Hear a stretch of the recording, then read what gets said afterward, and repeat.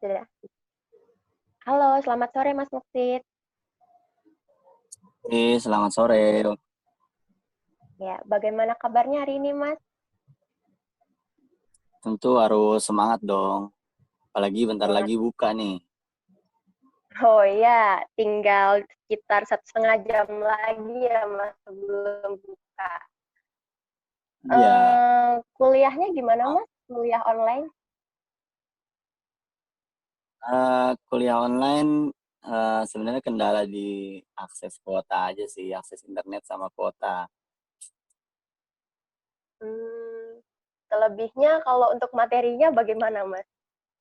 Apakah sama seperti curahan hati mahasiswa pada yang lain pada umumnya?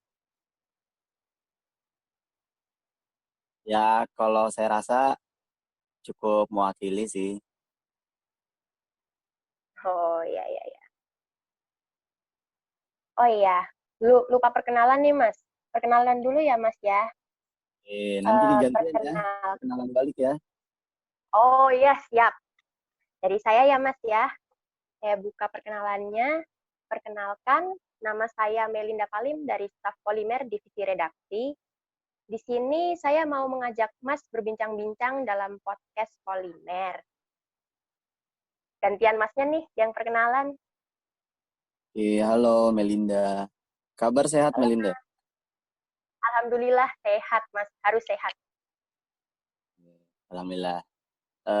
Sebelumnya perkenalkan, nama saya Muhammad Abdul Muksid dari Kimia 2017. Itu alhamdulillah sore hari ini dijadiin narasumber nih dari teman-teman Polimer. Oke, untuk Mas Abdul Muksid, untuk topik yang akan dibahas pada sore hari ini adalah topik yang sedang hangat diperbincangkan pada saat ini, yaitu bisa ditebak juga lah ya, LKMMD. Mungkin bisa langsung tanya jawab sama Masnya. Ini LKMMD secara general ya, secara keseluruhan, bukan salah satu LKMMD aja. Iya, LKMMD secara general, Mas.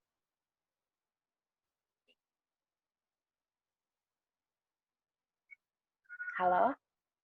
Halo? Ya.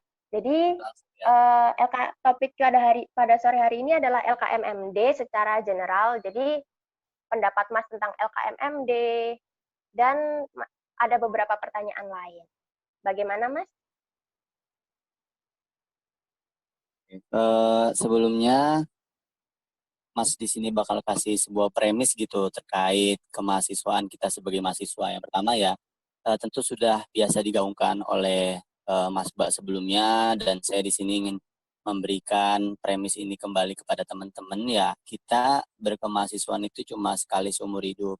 Tapi untuk belajar atau mencari ilmu itu bisa di mana aja, nggak cuma di kuliah atau pas kita jadi mahasiswa kayak gitu. Nah, salah satu kanal-kanal yang bisa kita coba, salah satunya itu LKMMD, latihan keterampilan manajemen mahasiswa tingkat dasar, seperti itu. Ada lagi?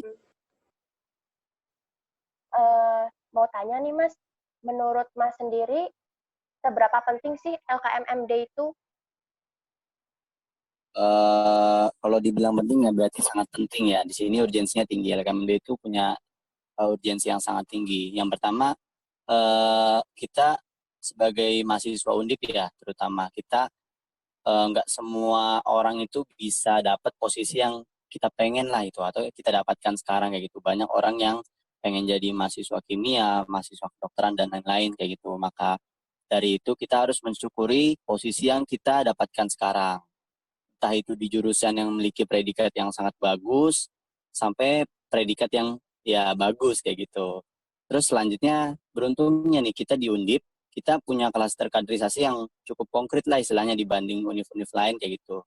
Ada beberapa klaster ya, yang pertama eksekutif, legislatif, riset, rohani, dan aktualisasi diri, minat bakat kayak gitu. Jadi bagi teman-teman yang fokusnya di eksekutif dari BPHMK ya, kalau di HMK terutama, BPHMK, biro juga nggak masalah, Nah, ini kalian bisa coba nih di LKMMD, bisa ngerasain dinamikanya, bisa bisa mencari ilmu di situ kayak gitu. Karena alasannya kenapa? Karena LKMMD ini bagai oasis di tengah gurun gitu. Kalau kamu nggak ngerasain, berarti kalian belum pernah merasakan segernya oasis itu, kayak gitu. Oh, gitu ya, Mas. Jadi bisa disimpulkan kalau LKMMD itu sebenarnya sangat bermanfaat banget ya, Mas ya. Dibilang penting ya cukup penting juga, soalnya kan bisa menambah pengalaman, begitu ya, Mas ya. Iya, benar. Eh, mau tanya lagi nih, Mas. Mas kan pernah jadi kahim nih ya, Mas. Pastinya Mas pernah mengikuti LKMMD. Nah, dulu itu kalau boleh tahu tujuan Mas mengikuti LKMMD itu apa ya, Mas? Oke, di sini kembali saya ingin menyampaikan sebuah premis yang cukup menarik ya terkait LKMMD. Jadi kalian itu bakal mendapatkan kebutuhan diri kalian terkait kesempatan, tantangan, dan kebebasan. Nah, LKMMD ini wadah yang cukup buat kalian mendapatkan ketiga komponen tersebut kayak gitu. Nah, selanjutnya setelah kalian dapatkan tujuan kalian apa kayak gitu. Nah, tentu kalian bakal manfaatkan kesempatan kalian di mahasiswa dengan semaksimal mungkin kayak gitu. Selanjutnya tujuan lainnya apa? Nah, tujuan selanjutnya ya kalian bisa berkontribusi dan mengabdi kepada konstituen kalian masing-masing kayak gitu. Karena kan di LKMMD ini kan misalkan dia orang kimia tapi dia belum tentu dari konstituen HMK. Ada yang dari konstituen BEM FSM, Senat FSM, Senat Undip, BEM Undip, atau dari BKMWA seperti itu. Makanya tujuan lebih jauhnya kalian bisa berkontribusi dan mengabdi kayak gitu. Karena konstituen kalian tuh udah memberikan kalian kesempatan, konstituen kalian udah memberikan kalian kepercayaan kepada kalian, ya untuk kalian ini mendapat kalian ini punya kapabilitas untuk mendapatkan manfaat dari LKMMD tersebut, seperti itu. Oke, Oke. ada lagi? Ya mungkin ke depannya dari kesempatan, tantangan, dan kebebasan eh, lebih jelas. Oke, saya ulang dulu kali ya. Oh Jadi iya. sebelum menjawab pertanyaan yang kedua ini terkait tujuan ikut LKMMD, saya ingin menyampaikan sebuah premis kayak gitu. Jadi eh, beberapa komponen yang kalian butuhkan di selama kalian jadi mahasiswa itu ada tiga ya, salah satunya kesempatan, tantangan, dan kebebasan kayak gitu. Nah, tiga komponen itu kalian bisa dapatkan sekaligus di LKMMD kayak gitu. Jadi setelah kalian mendapatkan ketiga komponen itu di LKMMD, tentu kalian sudah mendapatkan banyak kesempatan di kesempatan-kesempatan atau kanal-kanal yang bisa kalian rasakan ilmunya kayak gitu selama kalian menjadi mahasiswa. Nah, tujuan lebih jauhnya lagi itu jelas untuk berkontribusi dan mengabdi kepada konstituen kalian masing-masing kayak gitu. Kenapa? Karena konstituen kalian sudah memberikan kalian kesempatan, memberikan kalian kepercayaan kepada kalian untuk mendapatkan ilmu dari LKMNB tersebut. Ya, istilahnya kalian udah dipercayalah gitu. Kalian punya kapabilitas lebih untuk mendapatkan manfaat dari agenda tersebut. Kayak gitu. Oke. Itu dari tujuan Mas mengikuti LKMMD. Nah, Iya, kalau sebelum ikut LKMMD kan ada LKMMPD nih ya, Mas. iya. Kira-kira apa sih Mas bedanya LKMMPD dengan LKMMD? Dan yang dibahas di LKMMD itu apa aja, Mas? Oke, kalau di LKMMPD kan udah jelas ya manajemen diri kita masing-masing, manajemen pribadi, sama ada materi terkait teknik sidang seperti itu. Cuman overall kegiatannya lebih ke arah manajemen diri kalian masing-masing. Kalau udah nyampe di LKMMD, kalian akan mendapatkan materi-materi terkait manajemen organisasi, manajemen pengelolaan isu, hingga manajemen kritis kayak gitu. Manajemen gimana kalian bisa mengendalikan organisasi kalian di saat kondisi organisasi kalian sedang kritis kayak gitu.